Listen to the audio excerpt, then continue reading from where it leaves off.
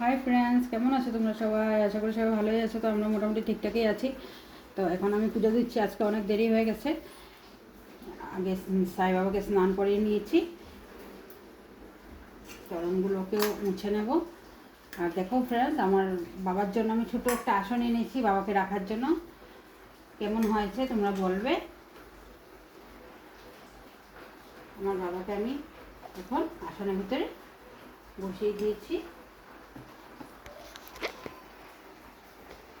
আমার হনুমানজিকেও আমি এখন আমি আমার বজরঙ্গলিকেও ঢুকিয়ে দিয়েছি। সাই বাবার সাথেই থাকবে।